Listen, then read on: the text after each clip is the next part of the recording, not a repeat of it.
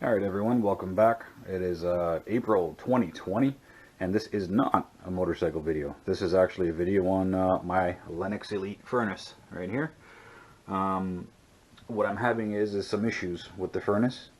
Basically the fan is turning on, the flame is turning on, and then after about 2 seconds or so it turns itself off. It does this 3 times and then it shuts itself down. So the house is now at a fairly cool temperature.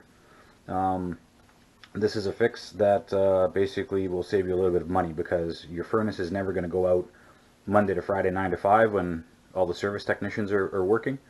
It's always going to go out on the Friday of a long weekend at 2 o'clock in the morning, and if you get a tech to come out to your house, he's going to charge you $200 to take a look at the problem, and then you're going to have to wait until Tuesday because he doesn't have the part to fix it. So this is a potential fix. I'm going to show you what is going on with this furnace, and if you have a similar issue, then you might be able to help yourself out. Again, if you don't know what you're doing, if you are not familiar with this type of thing, call a service tech. This is not a how-to video, this is a how-I video. This is how I take care of some of my issues. So here we go.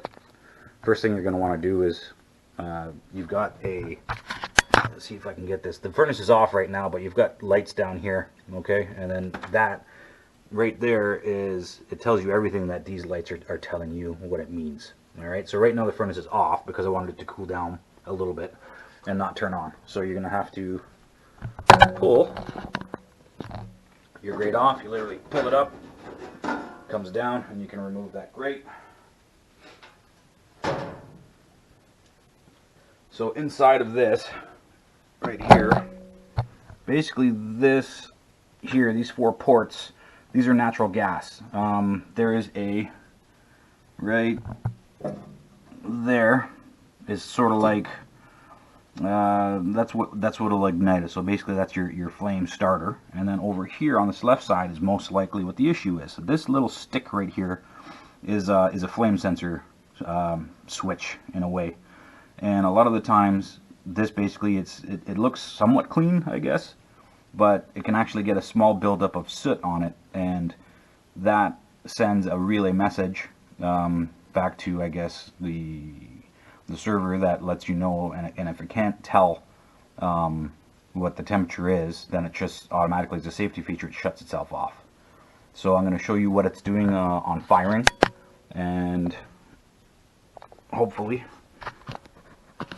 we can help each other out here, because as always it's about trying to save yourself a little bit of cash. So camera off for a second. Alright, so I'm gonna have to go upstairs and turn this thing on so you can see that cycle. So I'll speed this part up.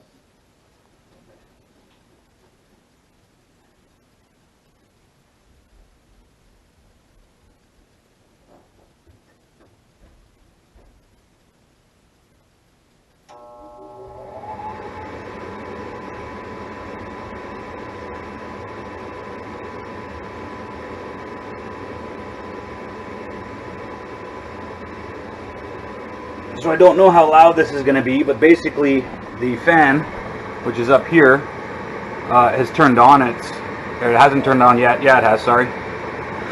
It's turned on, I couldn't see it. And that's starting to circulate air. Down here you can see the glow plug is starting up, and then the burners will kick in a second.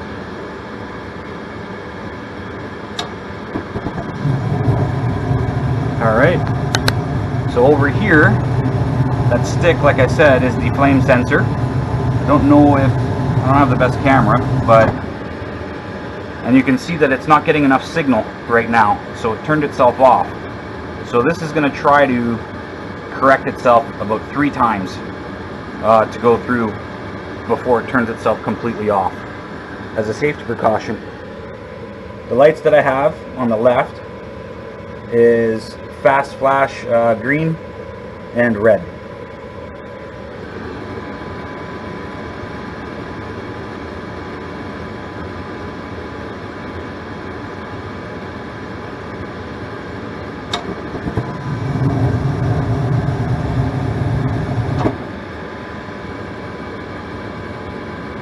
Alright, So I'm gonna go and turn the...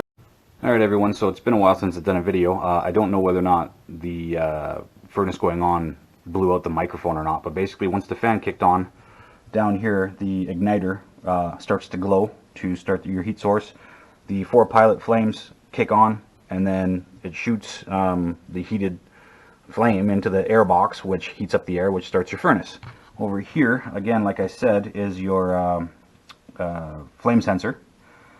And this unit being made in Texas, that happens to be a 1/4 inch. So what you can do is, or what I'm going to do is, I'm going to remove the, very gently because it's all small wires, remove that, and then this happens to be a 1/4 inch, so I'm going to pull that stick out and I'm going to show it to you.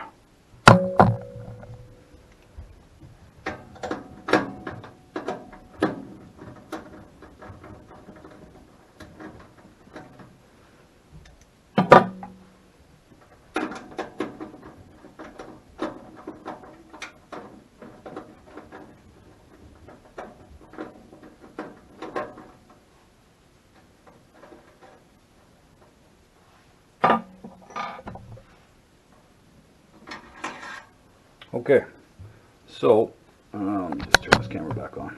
So it might be hard to see, but basically that's the stick. It's just a rod. On this side, which is the side that sees the flame, you can actually see a little bit of scoring, if you want to call it that. You might not be able to see it, I don't know. This is one of the quickest and easiest things that you might do that might rectify your problem. So in Canada now, sadly, we've got all this plastic money. This is no good. I happen to have, from my last trip down to the Gap, an old American dollar bill, and you want this, the reason why I'm showing you the money is you want this type of consistency, this texture of money versus the plastic, and you basically want to find your points where you can see that the flame is hitting it, and just very gently, you're just going to clean the rod.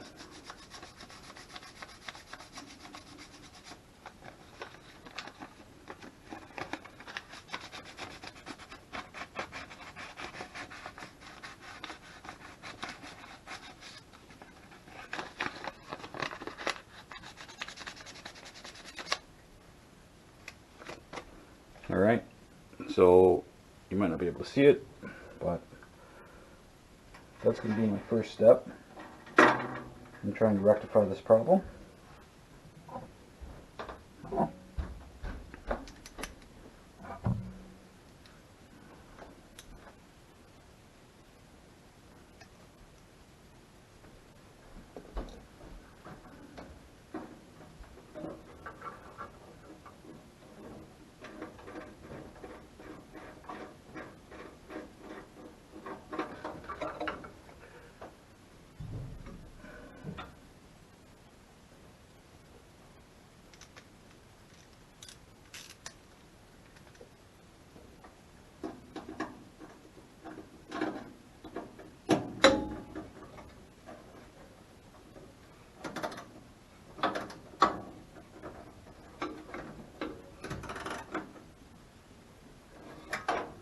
Okay, and it also doesn't need to go back in there super tight, and you want to make sure that your sensor is centered as best as possible back in there.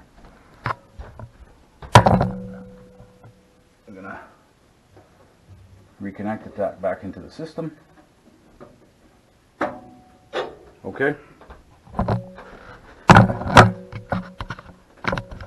And I'm gonna go back up and restart this and see if that's rectified my issue.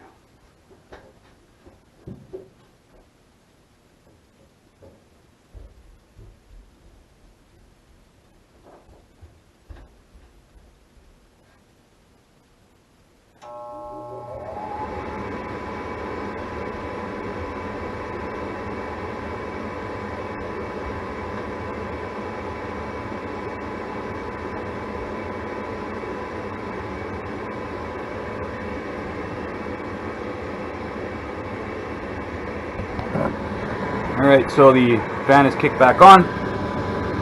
My igniter has started.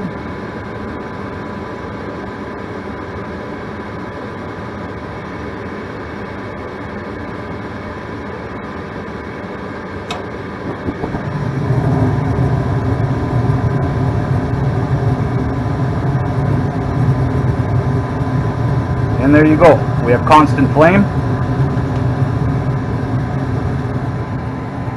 And there is your $1